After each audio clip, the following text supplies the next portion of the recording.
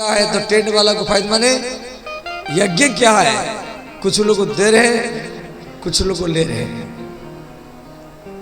इस प्रकार रुपया का एक विकिरण प्रक्रिया यज्ञ के माध्यम में होता है। और ऐसे कोई व्यक्ति तो डायरेक्ट नहीं देगा, देगा तो इतना श्रद्धा से नहीं देगा। तो उसी बात को यहां कहा जा रहा है, चारि पदार्थ भरा भंडारू पुण्य प्रदेश देश अति चारु। छत्रु अगम गरु गाढ़ सुहावा सपने नहीं पति प्रचिन्न पावा। ये प्रयाग क्षेत्र जो है ये दुर्गम मजबूत और सुंदर गढ़ है।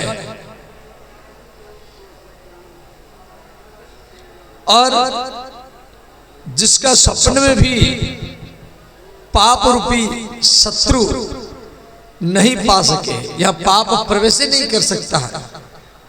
ये ऐसा सत्यजुग का महल, ये वैकुंठ का महल, ये जहां पर भगवान का उत्सव नहीं होता है, जहां पर भगवान का कथा नहीं होती है, जहां पर कीर्तन नहीं होती है, जहां पर भंडारा भोज प्रसाद आरती यज्ञ अनुष्ठान नहीं होता है, वो दिल्ली बम्बई की बात छोड़ो, वो वैकुंठ लोग को भी हो जाए फिर भी वहां जाना नहीं चाहिए। इसलिए तो हनुमान जी नहीं गए। यदि वहां कथा नहीं होती है, कीर्तन नहीं होती है और यज्ञ अनुष्ठान नहीं होता है तो हम वैकुंठ में जाए क्या करेंगे? इसलिए हनुमान जी वैकुंठ लोग को ठुकरा दिए। तो उत्सव भगवान का नाम है, उत्सव भगवान का नाम ही उत्सव है। तो ये जो भी उत्सव हो रहा है यही भगवान का आराधना है, यही भगवान का पूजा है। तो संगम सिंहासन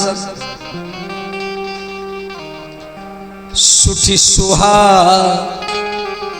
तो प्रयाग भगवान का संगम क्षेत्र ही सिंहासन है। जैसे बड़े बड़े महामंडलेश्वर जगत गुरु सिंहासन में बैठते हैं, कोई चांदी के सिंहासन में, कोई पीतल का हो या सोने के सिंहासन है। तो ये संगम ही भगवान प्रयाग के सिंहासन है।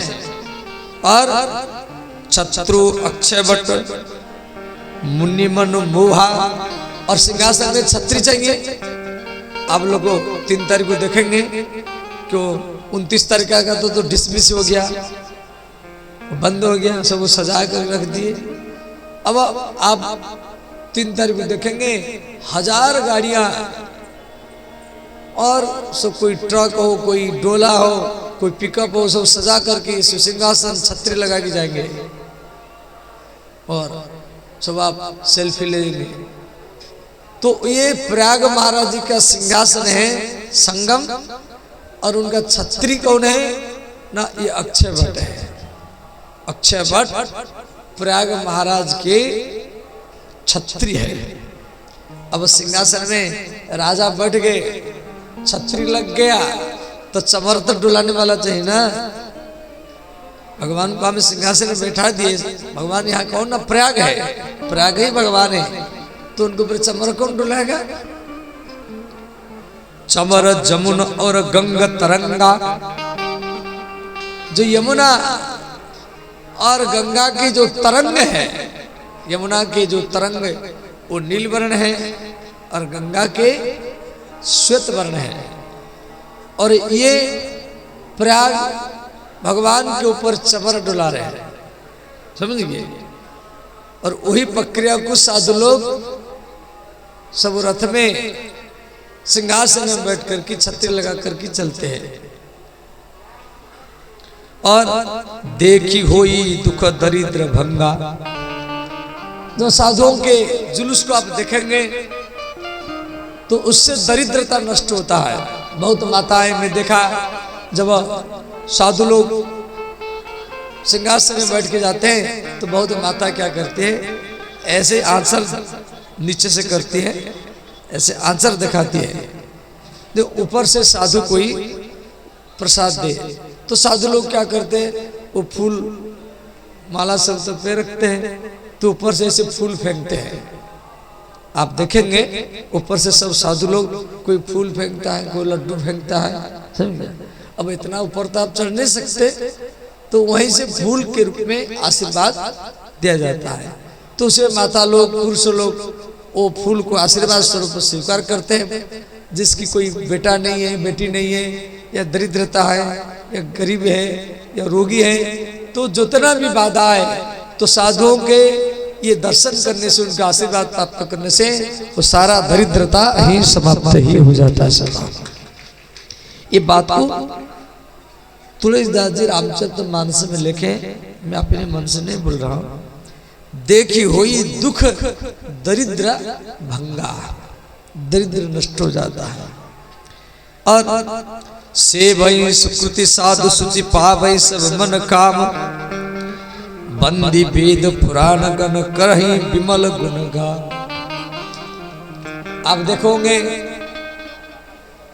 यहाँ भाट है, आपको तो अनुभव नहीं होगा, क्यों?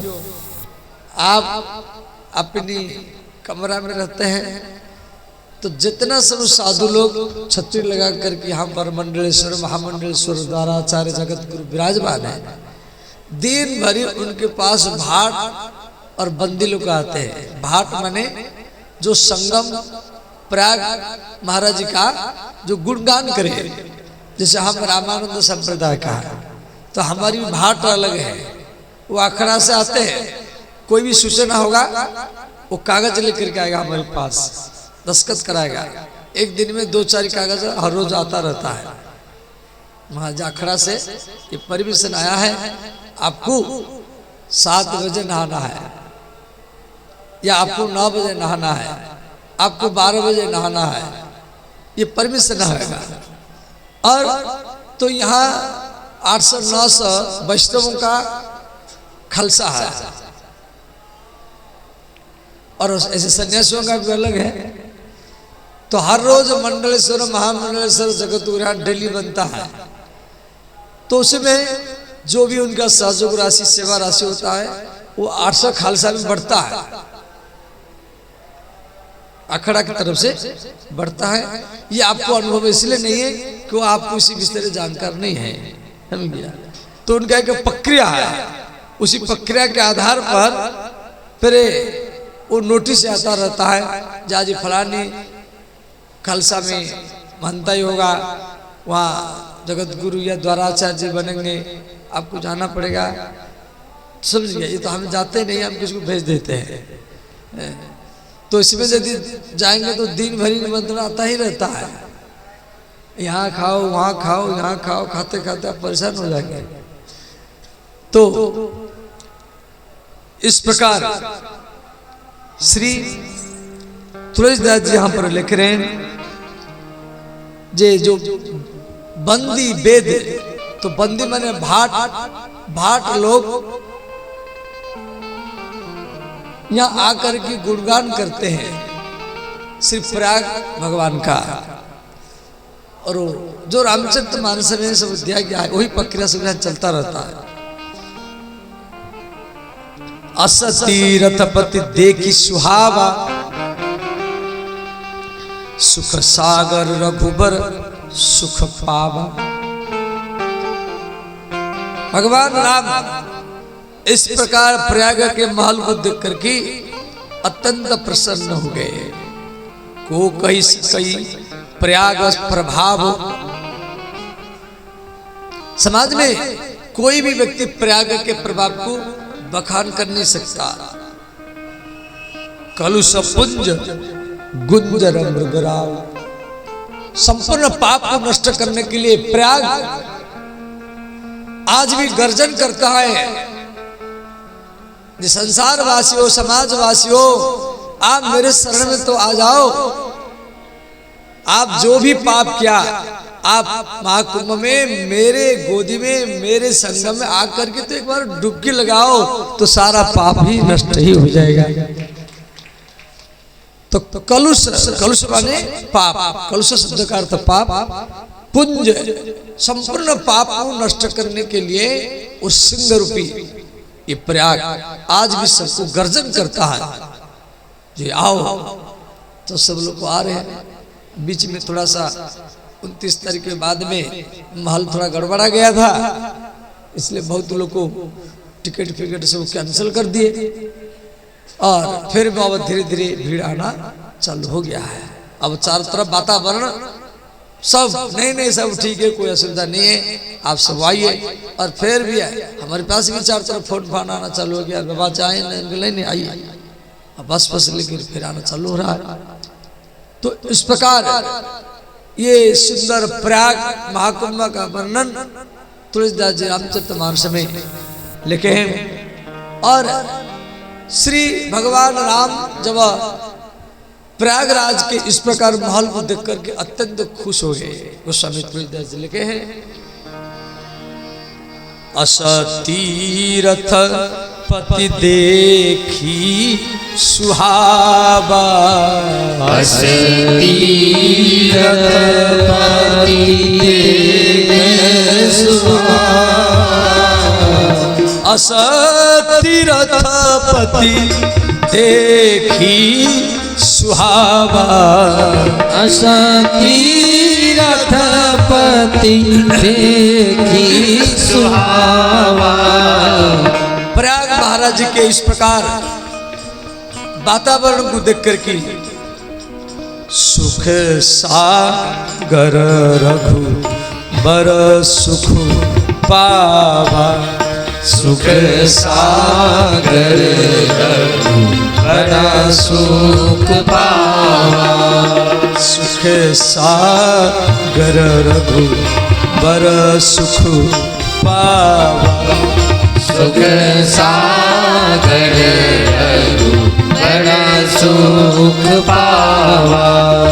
श्री राम जय राम जय जय राम, श्री राम जय राम जय जय राम, श्री राम जय राम जय जय राम, श्री राम जय राम जय जय राम, श्री राम जय राम जय जय राम, श्री राम जय राम जय जय राम।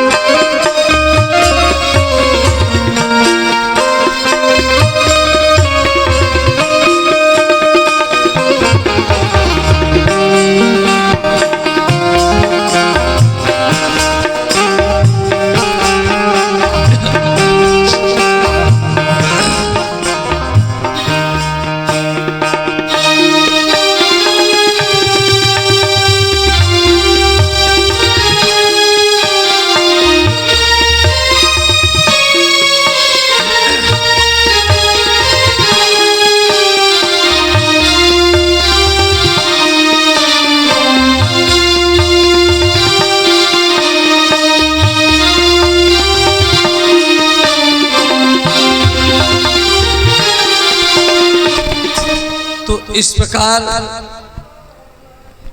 कही से लख नहीं सखई सुनाई।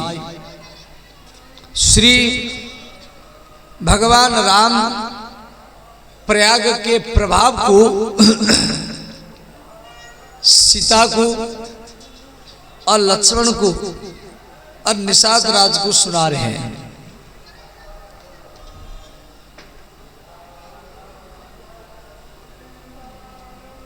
बोले श्री वृंदावन बिहारी लाल की जय।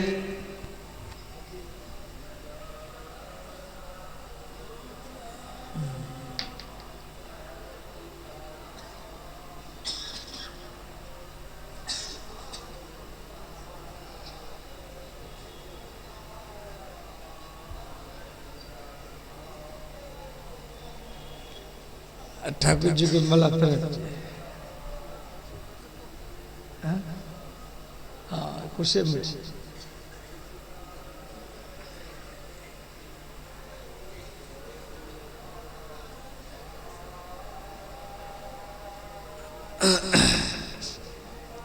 श्री भगवान बाल गोपाल श्री वृंदावन बिहारी जी पधारे हैं।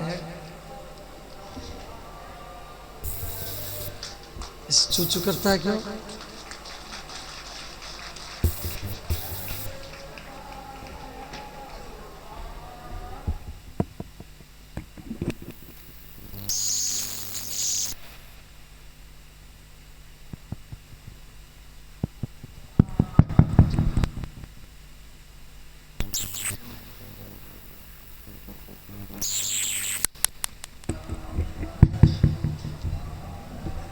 तो ध्यान देना, श्री कही सिय लखन सखई सुनाई।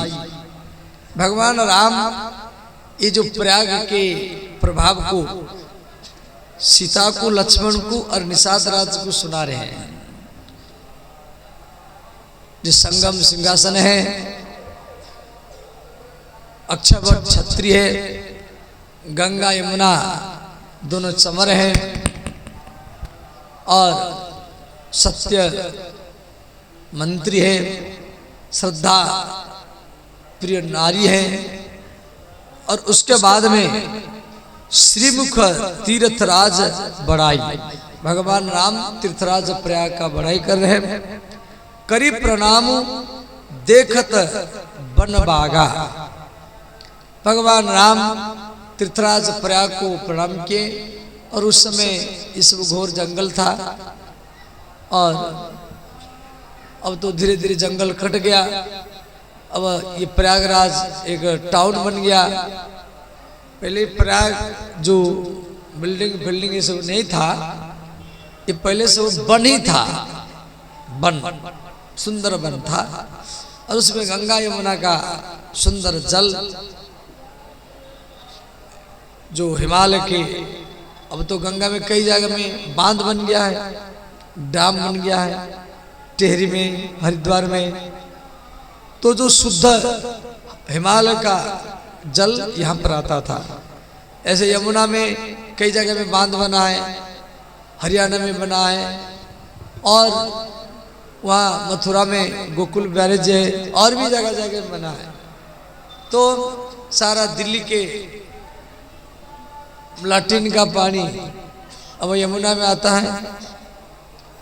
जो यमुना का प्योर जल वो पंजाब हरियाणा में चला जाता है कि वहाँ का कि यमुना नगर के बाद में दिल्ली आता है। दिल्ली के बाद में तो दिल्ली के जितना सब नाली और लाटिन का पानी सब यमुना में आ जाता है।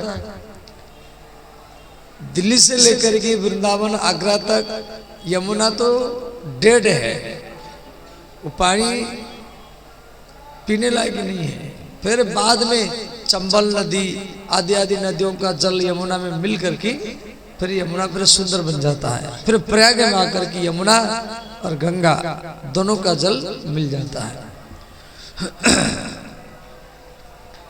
तो श्री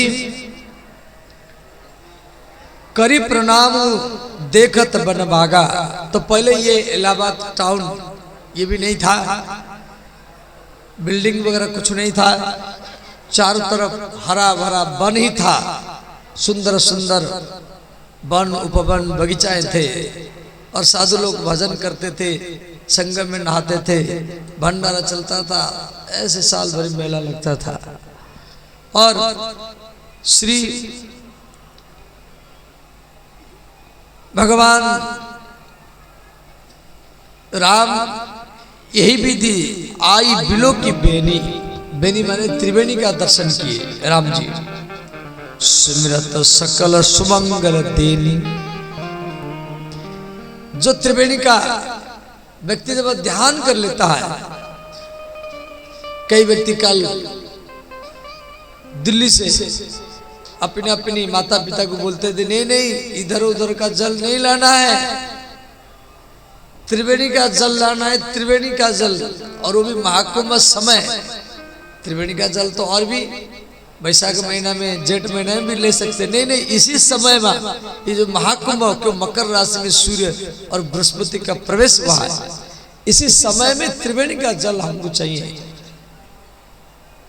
तो ऐसा जो त्रिवेणी भगवान राम, यही विधि आई बिलो की बेनी,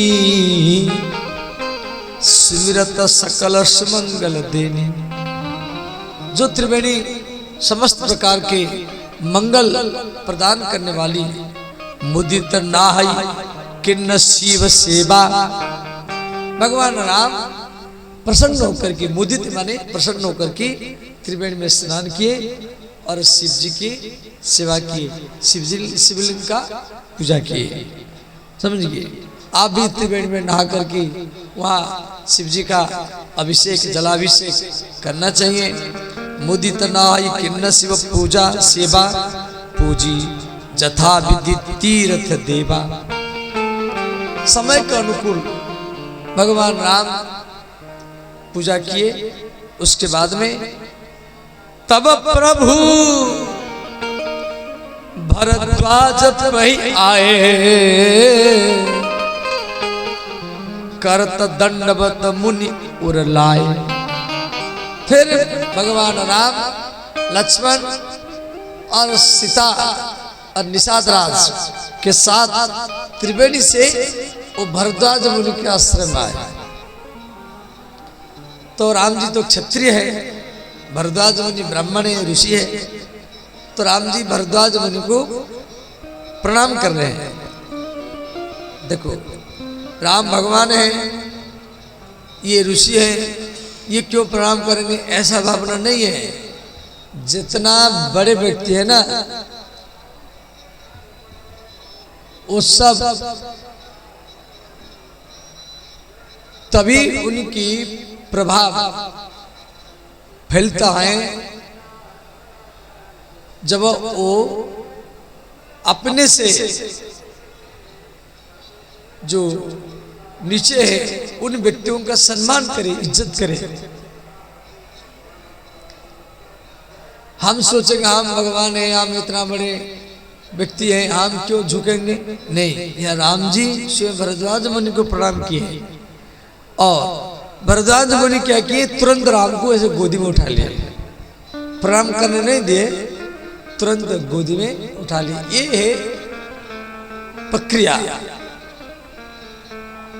और करत दंडवत मुनि उरलाए, मुनि मन मोदुन कछु कही जाई, ब्रह्मानंद राशि जन पाई।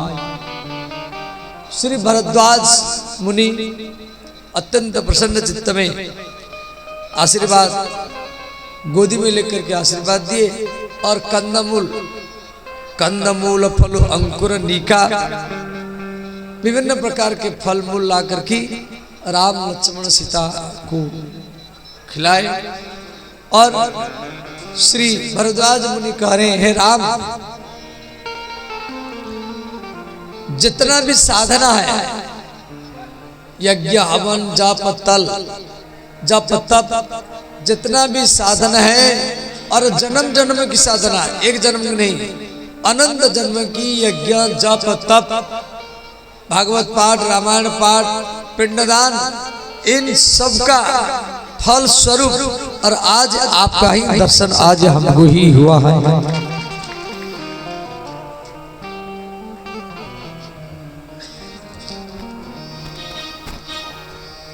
आज सुफल तपु तीरथ त्यागु, आज सुफल तपु तीरथ त्यागु, आज सुफल तपु तीरथ त्यागु, आज सुफल तपु तीरथ त्यागु। हे राम, भरद्वाज मुनि कह रहे राम को, आज तीर्थ में रहने का और त्याग का आज इस फल जप जोग विरागु आज सुफल जप जोग विरागु। जितना भी जप करते और जोग करते वैराग्य, दुनिया में जितना साधना है, सफल सकल शुभ साधन साजू, सकल सफल शुभ साधन साजू। राम तुम्हारी अवलोकत आजू, राम तुम्हारी अवलोक आजू। श्री राम जय जय राम, श्री राम जय राम जय जय राम। श्री राम जय जय राम, श्री राम जय राम जय जय राम।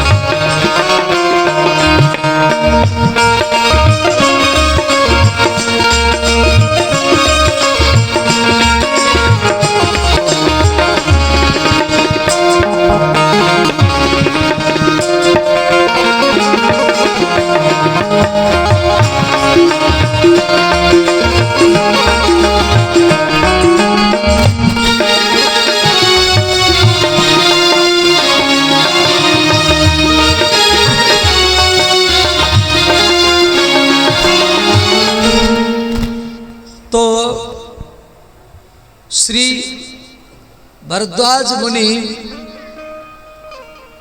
राम का इस प्रकार स्तुति किए और अंत में बोले, अब करी कृपा देहु बर एहु निज पद सरसिज सहज सनेहु। हे राम, हमारे ऊपर यही कृपा कीजिए जो आपके चरण में हमारा प्रेम बढ़ता रहे।